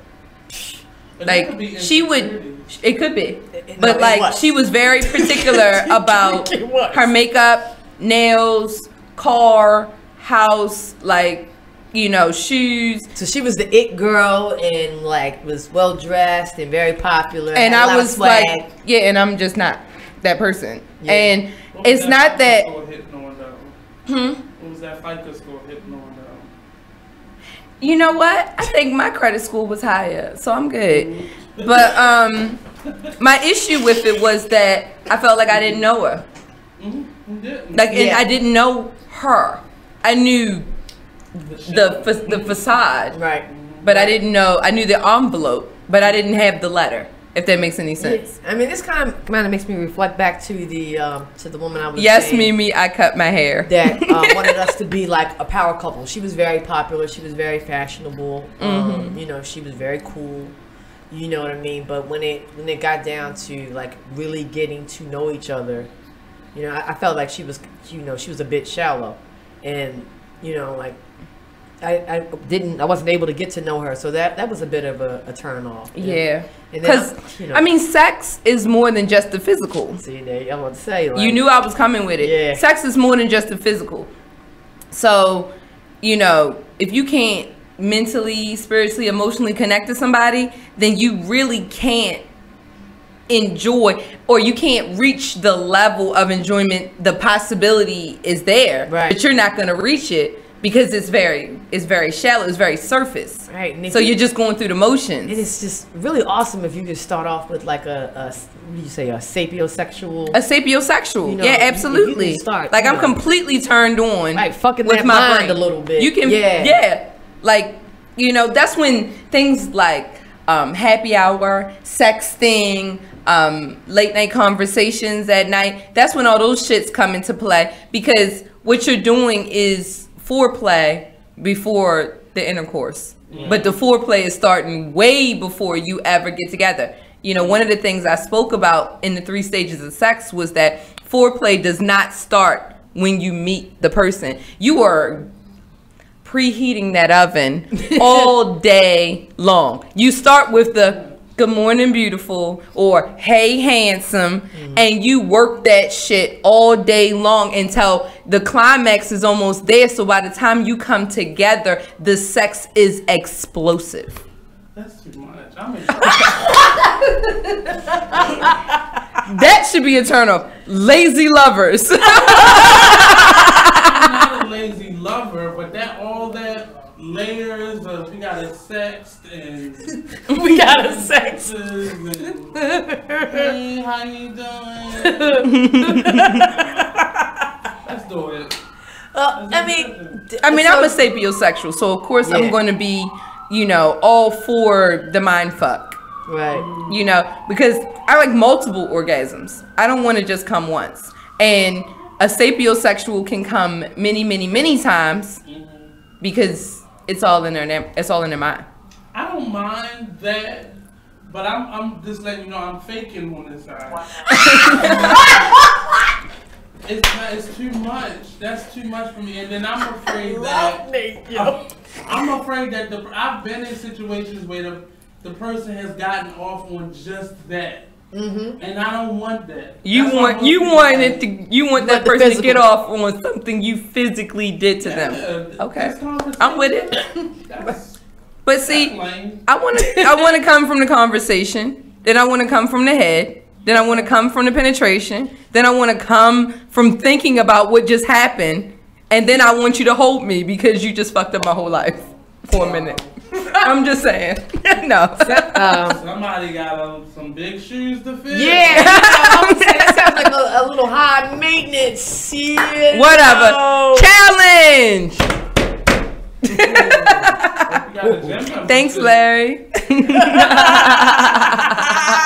Work out. Y'all funny. What's your thoughts? Because, you know. What was it again? I know we done talked about all of this, and then you started talking about other stuff, and now I didn't. We were talking about right. I'm like, Jesus. We were talking about substance. What am I going to do when I leave here? Substance. Right. Oh yeah. You definitely got to have substance. Like I don't want no shallow ass.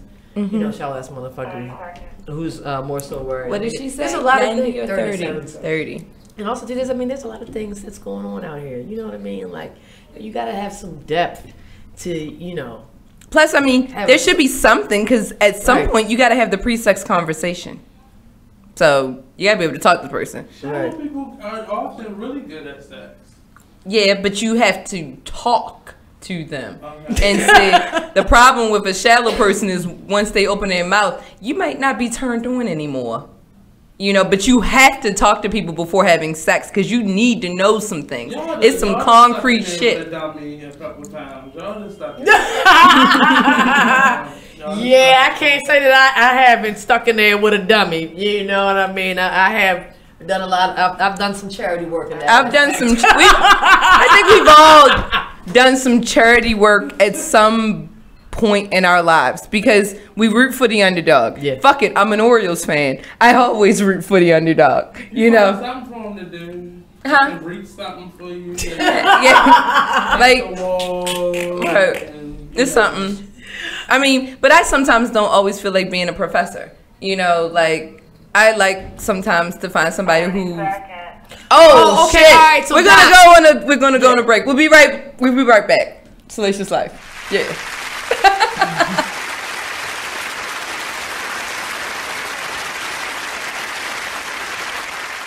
My name is Ruth Rusi. I'm a retired teacher. I'm 91 years old, and this is how I live united. I say retired, but not really. Once a week, I read books to children as part of United Way's education program. Reading to a child creates links between language and literacy. It creates a bond between grown-up and child. And believe it or not, it prepares them for a better academic future. Oh, we read about frogs and flies and pigs with wings, all sorts of juicy stuff. It's a joy to watch all those little faces. I figure I have the time and they have the need. And I've always believed that if we're not here to help each other, then what are we here for really? My name is Ruth Rusi. I help kids prepare to succeed in school. So I don't just wear the shirt, I live it. Give, advocate, volunteer, live united. Go to liveunited.org. Brought to you by United Way and the Ad Council. My name is Meera Batra. I have been in this country 32 years, and this is how I live united. America has always been the land of promise, and in my community, many families have come for a better life.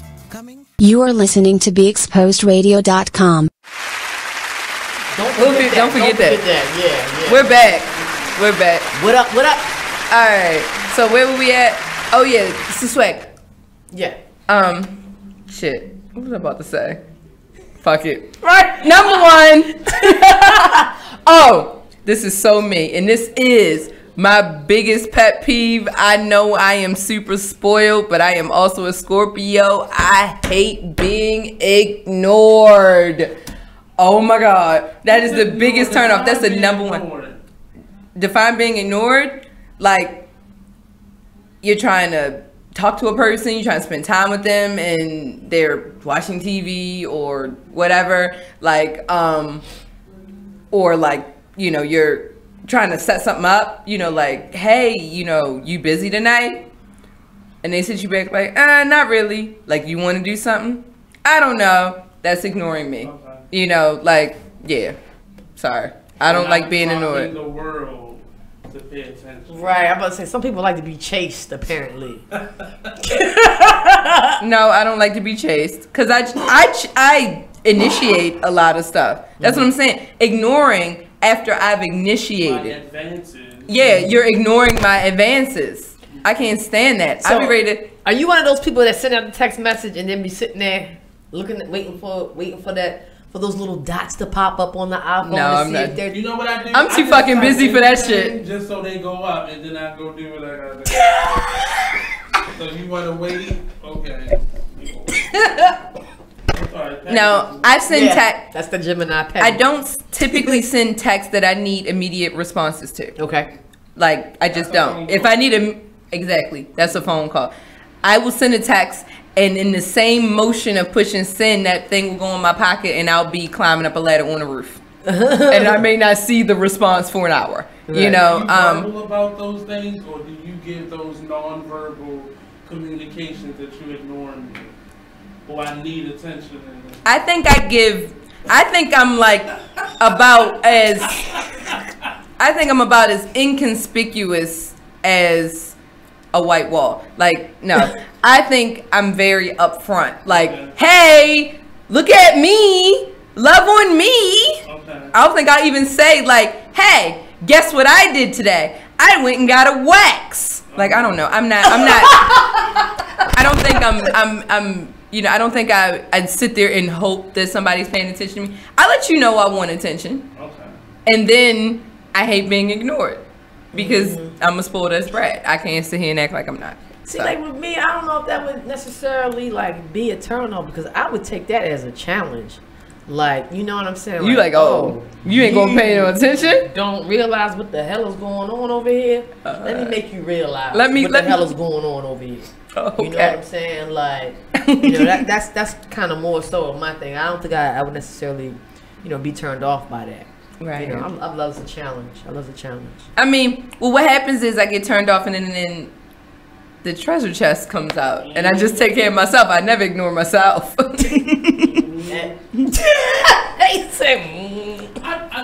maybe that's another show, another topic. But self-pleasure, I have to understand what you get out of that. We'll have another show on self-pleasure. Yeah, okay. We'll have another show on self-pleasure. We'll do that.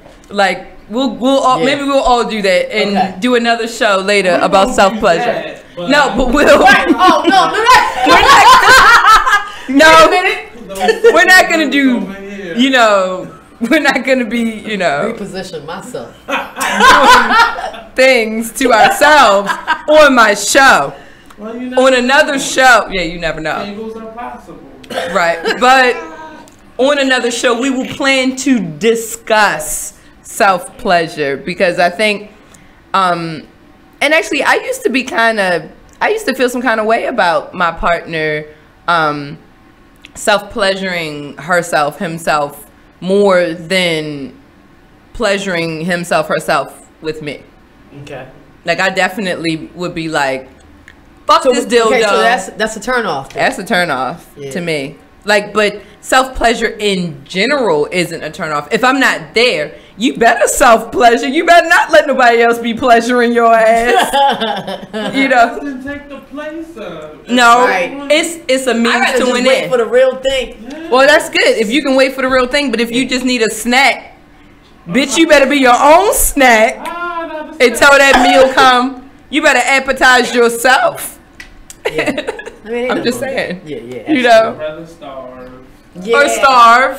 Or starve. I'm okay with that. Yeah, because you know how it is when you starve, and then when you have that meal, first bite, you just tear up that food. Unless you're like the kids on TV where they have to eat porridge because they've starved so long they can't have real food. Is that what's going on out here? Okay. Okay, I get you. Yeah. Right. So. Well, that made me sad. I'm sorry, y'all. There's people out there starving like right. Yeah. So waste not, reduce, Hey. reuse, recycle, replenish, restore. And that's all self-love. Okay. And that's all self-love. So yeah, so that was the number. Wait a minute though. That The was number the one was being ignored. Wow. Okay. Right. This is the day and age that we are in right now. I think also, and I think with women sometimes, like for instance, all through this feed, everybody's like, oh shit, Ren, you cut your hair, right? If I was home and walked in and the person that I love didn't say, oh shit, babe, you cut your hair, or you got your nails done, they're a different color, or, you know, whatever you just put all this effort into doing to make yourself feel great. You know, you hope that your partner would recognize your effort of lifting yourself up. But I'm does that make any sense? A lot of conversations on social media, and that's where women often lose attention. Because you're doing things that you want me to acknowledge, but I know you on your ugly days, so it's not really important to me that you've done all of these things. But if you want somebody to say, hey, you look pretty today, like, just be pretty. Like, you do extra things. Right. Like, over the top. What if I don't like all of that? What if I'm not a person that likes fingernails and all True. that? You know, a lot of us out there just like the sweatpants, t-shirt look, you know what I mean? Like, but even with that, so if you're dating somebody and you know that person likes the sweatpants and t-shirt look with the baseball cap and the sneakers, so you're trying to turn them on by putting on the sweatpants, the t-shirt, the baseball cap, and the sneakers, and they don't notice. Yeah, that's a hit. Still doing things. Sit on the couch naked. No, but you know what? With a lot of people, I found, speaking of naked, a lot of people are more turned on by Salacious costume than they are by a naked body, because it's the idea of unwrapping the present. But again, understand, it's about taking that off at some point. That's just spectacle. That's just catching my eye. I mean, I'ma just wear my old, you know, breakaway suit, my warm-up suit that just rips off, and there we go. Save yourself a whole trip to the salon. Well, I got the wash and go hair now. Right. The locks are gone. While I was sitting here listening to y'all think, though, I mean, I think I kind of have another perspective of the whole number one situation. Okay. Because, you know, and now I'm starting to think about, like, married couples, yeah. You know what I mean? And a lot of times with the infidelity, it is because one person, you know what I mean, is getting ignored. And that could be, you know, like, a spouse is more into the kids or more into the job. And you know what's funny? You know what I mean? One of the things I learned having my own child, and I was married at the time, my ex-husband was very jealous of my newborn child, because the newborn was getting more attention than he was. I mean, like, I waited 9 months, and now I gotta wait 18 years. Woo! Right. But I'm just saying, it happens. The quake does it. But it happens. I'm just saying, like, it really does happen. Like, people get jealous of a child or a friend, or, you know, you're just giving so much attention outside of the relationship. Because honestly speaking, I don't feel ignored if the relationship isn't being ignored. Like, you don't necessarily have to interact with me, interact with the relationship, because I'm part of that. I don't feel alone. And let's also be clear too, like the feeling might not necessarily be jealousy. It could also be, you know, a feeling of neglect. Yeah. Because, you know, also in, you know, in situations, I'm just going to just throw another angle. People who work a lot, or, you know, like CEOs or like senior VPs who are putting in 60 to 70 hours a week, you're not giving your mate, you know, that attention. And then, you know, one magical day, I don't know, you're out in the street and you're feeling neglected, and then somebody shows you half a bit of attention. It could have been a homeless person. But then you find yourself in a situation that you never thought you was in, but just because you didn't get that little bit of attention. You know what I'm saying? There's been a time where I've had a conversation with a homeless person and was completely like, wow, why can't I get that from, you know, the person I'm dealing with? Like, this dude literally invited me over to his box, and I invited me to his box. I'm sorry. But I'm serious. This happened before we moved to this station, when we were still down the street. I was standing outside, you know, smoking my little cigar, and this homeless man was talking to me, which happened all the time when I stood outside right there. Like, homeless people would talk to me, just have conversation with me before my show. And I couldn't go over his box, but well, what I can't call it a house, so I couldn't go over his box, but it was really sweet for someone to be interested, just like on some random, lightweight, funny, just interested in little shit, you know, like where did I get my head wrap from? I think often in relationships, I mean, being busy and working a lot is a big obstacle, but And I think it's mentally exhausting, so people don't have the bandwidth to, you know, put into their relationship, and people have to balance their careers and relationships. I think Nate is on to something. I'm trying to sacrifice my fidelity and my like love for you. You want me to sacrifice what I could possibly get outside of this, and then on top of that, you ignoring me. Right. That's a hard pill to swallow. Yeah. Yep. Yeah, absolutely. I would think so. That's why I believe in having sex like as close to every day as possible. I mean, it ain't gonna happen every day, but as close as possible. I'm just saying. So, for a healthy life. So bringing back the whole idea of concubines is probably an idea to think about. But I don't want all that. I just want one person. Yeah, like over and over again. Because having sex with the same person, it gets better every time because you learn so much more about that person. Like the first 2 or 3 times, and it might have been good. You know, if it was good to begin with. Well, right. Geez. Well, if it wasn't good to begin with, we wouldn't be having this conversation. Because I can't be with somebody. I'm sorry. I am shallow there. You have to have some level of skill coming into the relationship. Like. So you don't want to teach? No. Okay.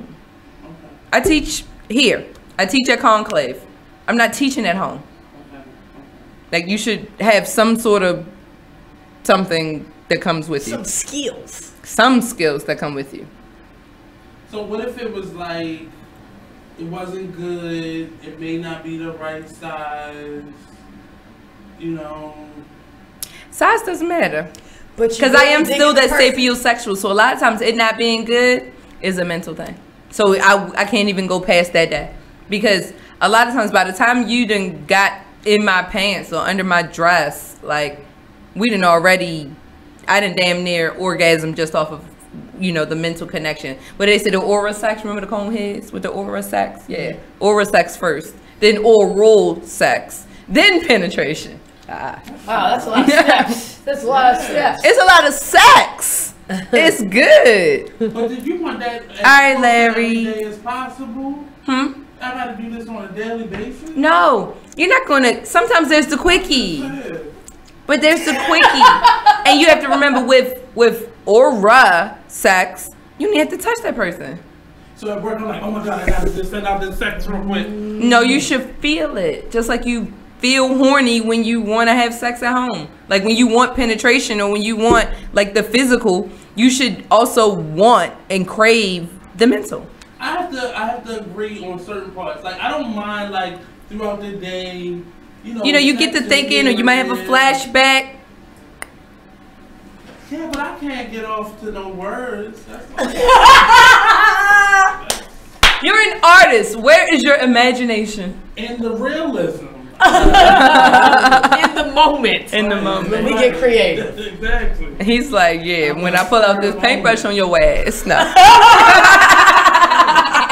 Then you ain't gonna be asking me. I just think sometimes we make it more complicated, and both people may not be comfortable. When you have two people that are like that, okay, I see that happen. Yeah. And I'm an artist, so that means I'm working all day long. Yeah. Right. And sometimes my mind doesn't go to. I'm talking to somebody right now that wants like a spur of the moment conversation. Yeah, I don't know if that. And I can't. That's a lot, especially if you worked all day. Sometimes it's hard to be brilliant at night. Do you know what I mean? I'm one of those people who kind of crave. I don't want to put that out there. But it is. No, I'm good. But I'm just saying, like, sometimes you're tired. You're still, you want to perform. Right. But you're not feeling 100%, but you still want to perform. I want to put that out there, where 100% all the time. Oh, okay. But it's just the whole. I said feeling 100%. I didn't say giving 100%. Some people want that, like, 10,000 all the time. Yeah, that's a lot. Yeah, go pleasure yourself. Go Well, hit up my girl Rena. She's got the plug when it comes to pleasuring yourself. She'll be at the next conclave, so if you guys want to check her out, she's out of South Philly, so she's got some good shit. I think we're about to take another break. All right. Well, we'll take a break and we will be right back with this week's Hump Day Discourse on Salacious Life. We lit!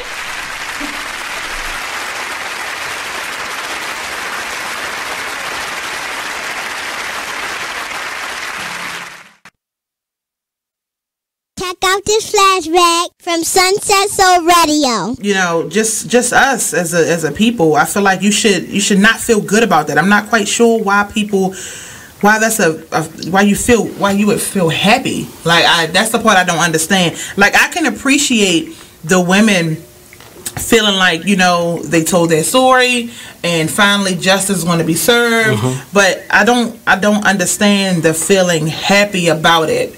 Or the thought that as a woman, because which I've been hearing that a lot as I hear people talk about it, and I look at it on Facebook, and I've heard other radio stations speak on it. It's like you should as a woman feel vindicated, or you should be happy and proud, or you being a survivor of molestation. I know you should understand and be happy about it. You know, pro Me Too. I don't agree with that.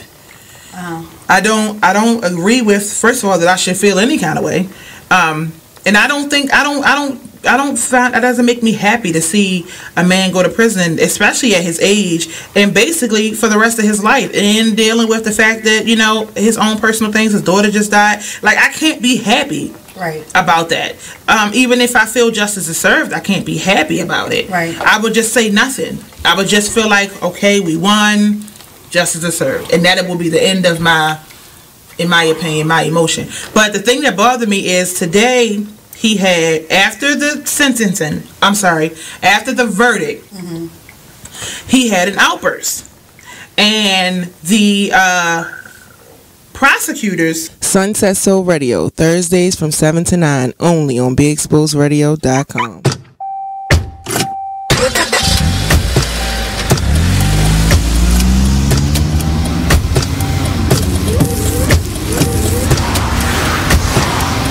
Driving has a rhythm all its own. Don't wreck it with a text. Before you get behind the wheel, silence your phone. Or better yet, designate a texter. For more text-free driving tips, visit stoptextstoprex.org. Brought to you by the Ad Council and the National Highway Traffic Safety Administration. Green light. Hey girl, school zone. I'm getting hungry. Car changing lanes. You want to meet me for pizza? Stop sign. Intersection clear. Yeah, street. Pizza sounds good. Ballin' Street? Girlin' Street!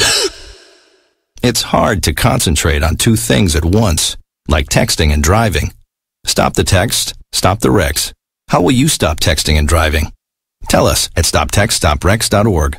Brought to you by the National Highway Traffic Safety Administration and the Ad Council. You are listening to BeExposedRadio.com. We're back, by the way.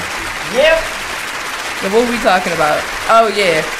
Well, we talked about self-pleasing and... All right, bonus material. Okay. So, offline, we were talking about, other types of turnoffs that weren't on this list. And Nate, brought to mind one that I feel like is definitely worth, mentioning. This is a serious honorable mention. And, okay. And, Nate was saying, dealing with, what was it, baby mothers, baby fathers? Volatile ones or just ain't shit ones, you know what I mean? Right. How that can be a turnoff. Yeah, and that's hard for one I definitely agree with. But it's hard for the other person. Yes. Like the person that actually has the child. Because you're trying to hold it together and your ex is fucking up your current relationship. But it doesn't even mean I have direct conversations or contact with it. Doesn't mean that. It could be you treated me in a way that kind of shows me who that other person was. Yeah. Not giving me a chance. I do agree with giving people clean slates when you go into a relationship and not having like unrealistic expectations. Because we talked about that on Deal Breakers. Like the unrealistic expectations. Right. Like, so I definitely agree. Like, baby father, baby mama drama is real. Especially if they haven't figured out how to be an adult. They don't know their lane. Like, they don't know their lane. Right. They feel like because we share a child that they somehow have some kind of control or say over your personal life. You know. So it's not a deal breaker if you have a child. Now I'm asking how old these children are. If they're like newborn to like 17, call me later. But you can do like 17, 18 grown kids. Okay. That's cool. Let's do one more honorable mention, and I guess this is like the biggest honorable mention. With the finance, it hit it several times. So finance, but what do they mean by finance? What do you think they meant by finance? Shit, lack thereof. But broke people, but broke people be having 10 kids and they stay together for 100 years. So lack of finance isn't always a turnoff. That's you just said it. That's broke people together. Right? Yes, man. And there's a difference between us being broke together and us having this love that can transcend. But if I come into something, I just saw, what was it? In Y'all to Fix My Life, she was doing a couple. Okay. And there was one lady who came into it and she had like buku debt. And the dude, he wasn't that bright. But he got into a relationship with her and ended up having to sacrifice years helping her pay off the debt. Oof. She was mad that he wasn't connected to her.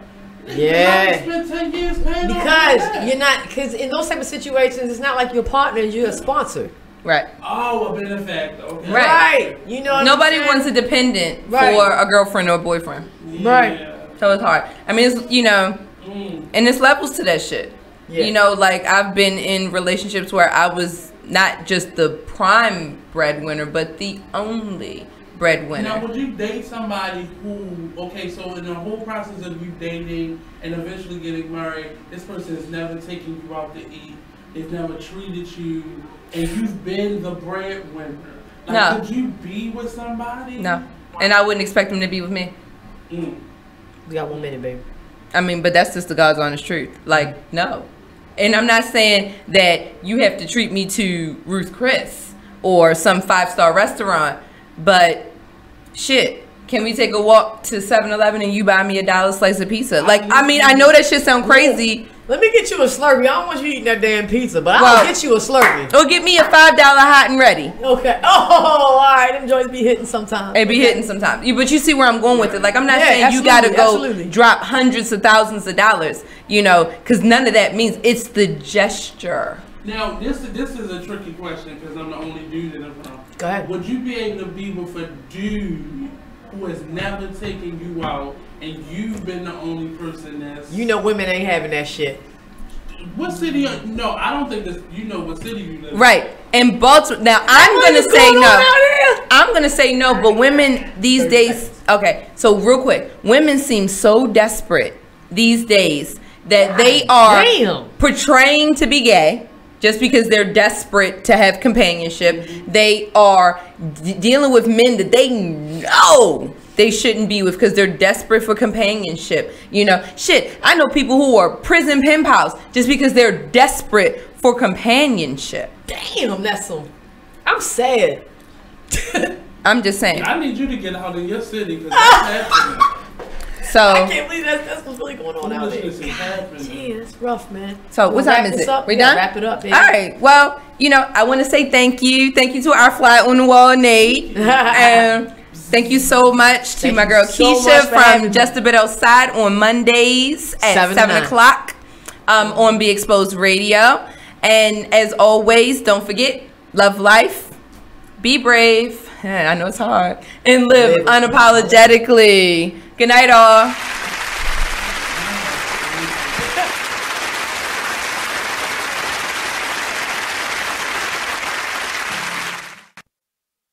When you look at the way other groups do with their children, like black people our main concern seems to always be making sure they play football.